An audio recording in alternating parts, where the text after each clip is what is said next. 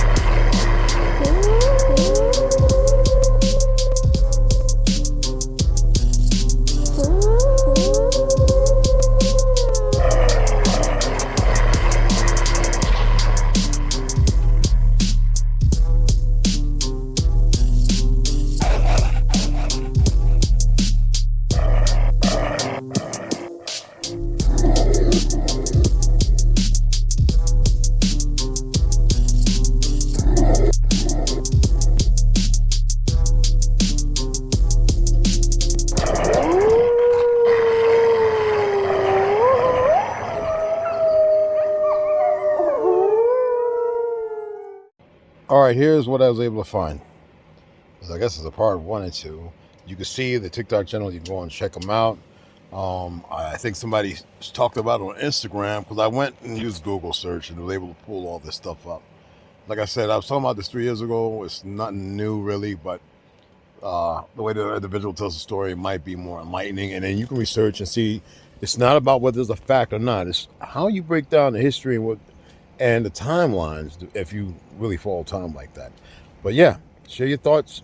All right. You're saying the world's bigger than we know, that they changed how we think. Richard Constantine. He knew that with this model, reinforced by working geometrical logic, he could deceive the minds of millions into believing that this small section of the world was the entirety of a world in and of itself. Even if that were true, how the hell would they be able to sell such a lie? Thought you'd never ask. See, Richard was maniacal. His family loved his idea of entrapping the soon-to-be population, but they too asked him the obvious question, how can we be sure they'll obey? At which point, with an emotionless expression, Richard said to them, give me absolute control over what's taught to the minds within these walls, and they will look to the heavens before they consider what's behind the ice. Good God. See, Richard was the godfather of psychological manipulation.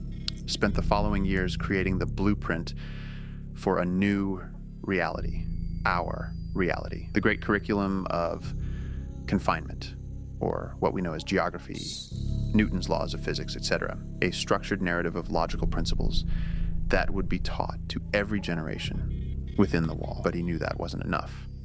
He knew how the subconscious mind worked as well, so he created sigils of circularity, symbols of a sphere. Globes, circular maps, even our circular language of time itself, were embedded in every cultural artifact. He knew not all humans were brainiacs. Some were more spiritual, mythically intuitive.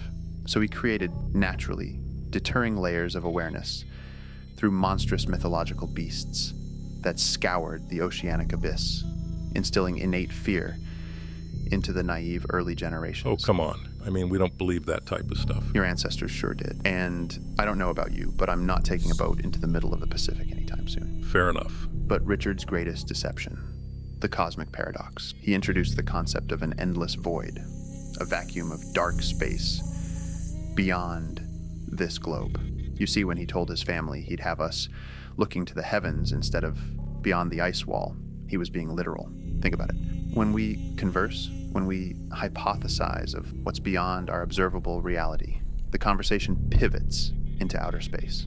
You'd never for a second consider there's more to the world beneath your feet. What are you getting at? Richard was a genius. His theories worked. He created geometrically accurate models of a hypothetical universe. It's just not ours. I'm going to go ahead and say this is a joke for entertainment purposes only.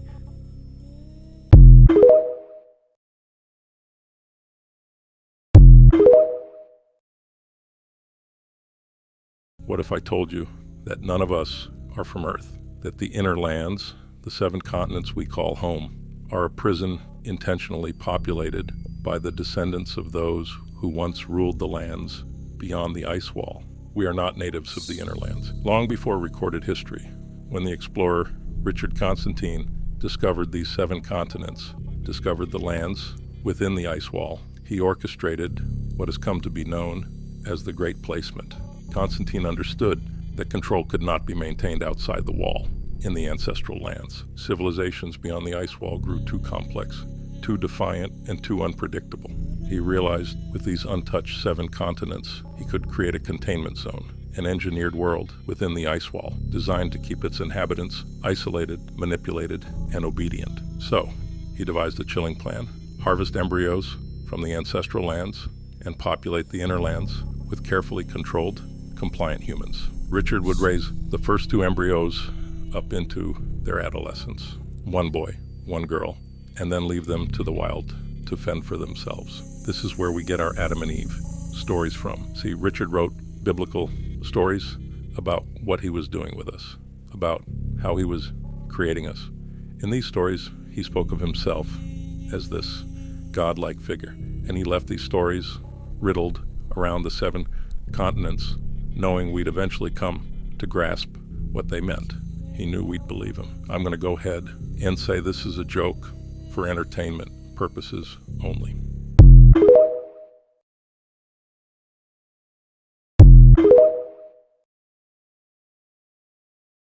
Yeah, again, you've seen it. Pretty interesting, isn't it? So share your thoughts in the comment section. I appreciate it. And I'll see you guys in a few hours, all right?